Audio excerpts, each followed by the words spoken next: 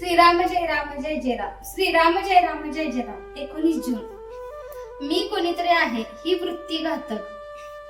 पुष्कळ लोकांच्या अडचणी ऐकून असा विचार मनात आला की जगातल्या सर्व दुःखांचे मूळ देह दुःख आणि पैशाची टंचाई ह्यात मुख्यतः साठवलेले आहे. या दोन्ही गोष्टीत जर मदत करता आली तर पुष्कळ लोकांना सुखी करता येईल असे वाटू लागले आणि त्या दृष्टीने विचार सुरू झाला. पैशाचा विचार करता असे दिसले की आपण लंगोटी घातलेली, जवळ पैसा नाही आणि त्याचा लोभही नाही. आता दुसऱ्याला पैसा द्यायचे म्हटले म्हणजे त्याचा प्रथम आपल्या ठिकाणी लोभ उत्पन्न केला पाहिजे, तरच तो मिळवावा अशी बुद्धी उत्पन्न होईल. नंतर पैसे मिळवणे आणि त्याच्यानंतर तो गरजवंताला देणे, पण हे करणे वाटते तितके सोपे नाही. कारण दुसऱ्याला देण्याकरिता पैसा मिळवावा म्हणून जो लोभ प्रथम आपल्या ठिकाणी उत्पन्न केला तोच पैसा सोडताना आपल्याला आढळेल आणि दुसऱ्याला पैसा देण्याची बुद्धी मारली. म्हणजे परिणाम असा होणार की दुसऱ्याला पैसा तर देता आला नाहीच, पण आपल्या ठिकाणी मात्र आधी नसलेल्या पैशाचा लोभ उत्पन्न झाला. ह्यात दुसऱ्याचे काम तर नाहीच आणि स्वतःचे मात्र नुकसान झाले. दुसरी बाब देह दुःखाची.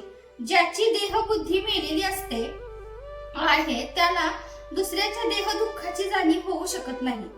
म्हणजे दुसऱ्याचे देह दुःख नाहीसी करावे अशी बुद्धी होण्याकरिता स्वतःच्या ठिकाणी देहबुद्धी जागृत करावी लागेल.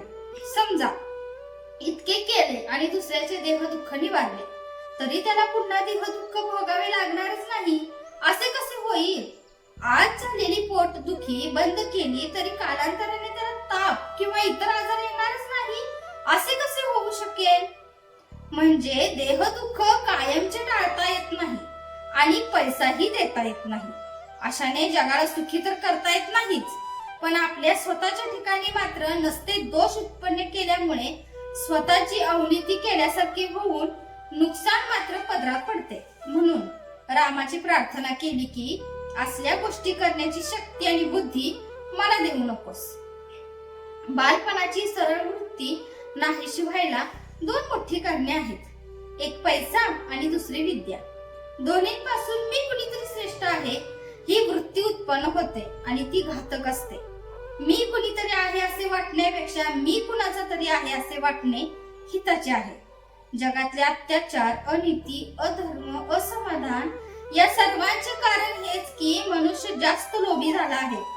देवाची ज्याच्यावर कृपा आहे त्याला तो पोटापुरता पैसा देतो, पण ज्याची परीक्षा पाहायची त्याला भगवंत जास्त पैसे देतो. जय जय रघुवीर समर्थ.